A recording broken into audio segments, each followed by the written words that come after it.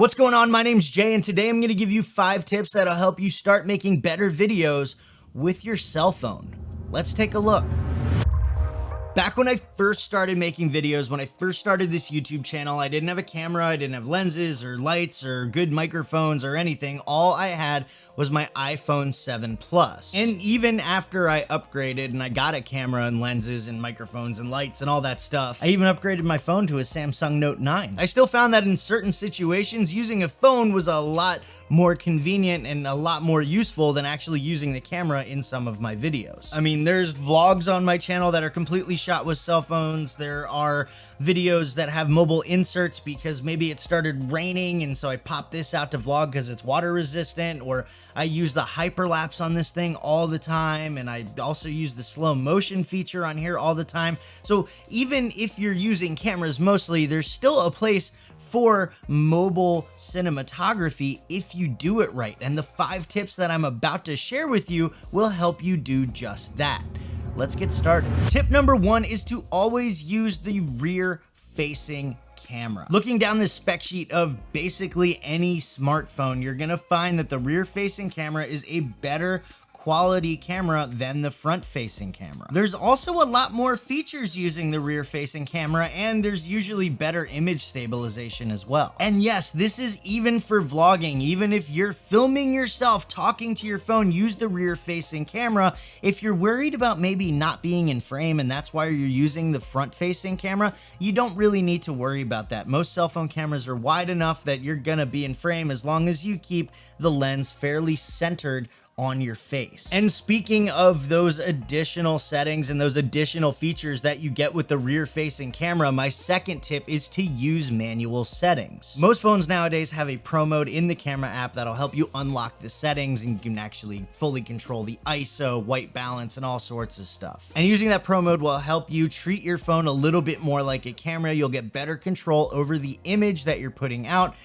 Auto mode is okay. The only problem is if you go from inside to outside, you're gonna see the exposure change and it can be really distracting to your audience. So it's always better to use manual settings, expose your shot before you start recording, the same thing that you would do with the camera. If your phone doesn't have a pro mode, or the pro mode doesn't have all the features that you would like to have, you can always download a camera app that will unlock those features for you. My personal favorite is Filmic Pro. I'll link it down below so you can check that out. Tip number 3 is to get a microphone. Now, I'll be the first to admit that the internal mics in phones are a lot better than the internal mics in cameras, but that doesn't mean that you shouldn't be using a microphone, whether it's a lavalier or a shotgun mic, or even a setup that allows you to record audio separately. And when it comes to mics for your phone, there are a ton of different options. There's a lavalier by Rode that I really like. There's also a shotgun by Rode that I really like. If you want to learn more about that, D. Niman did a great video on it. I'll make sure that I link that in the description. Moving on, my next tip is to use a tripod, and specifically a flexible tripod, or if you have the money for it, get a gimbal. Now, I know there's a lot of kind of controversy about flexible tripods. A lot of people are like, they're crap and they're horrible and just, you shouldn't ever use them ever. And for cameras, I tend to agree, but they come in really handy with cell phones, and I'll show you why. See, even though your phone has built-in electronic stabilization, it doesn't mean that you shouldn't be trying to get a steady shot when you're filming. So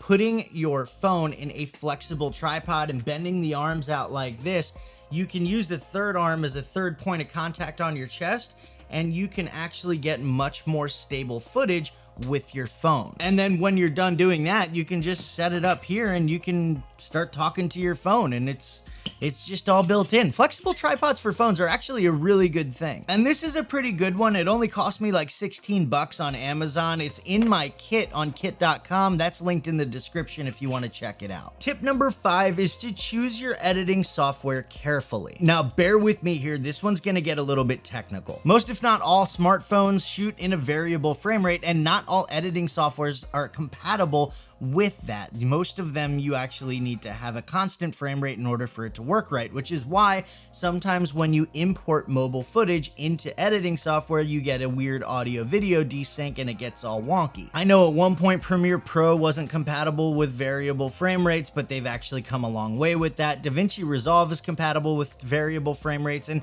so is Filmora. So if you're using any of those three, then you're good to go. Otherwise, you got to do your research, make sure that you can use variable frame rate footage with that editing software. If you want to see some examples of how cell phones can be incorporated into your videos, I would check out this video right here, or you can watch this one that YouTube thinks you'd enjoy. And if you want to learn more about video editing, camera gear, and how to make better videos, make sure you subscribe to my channel and hit that bell so you don't miss anything. Thanks for hanging out, thanks for watching, and I'll see you in the next video.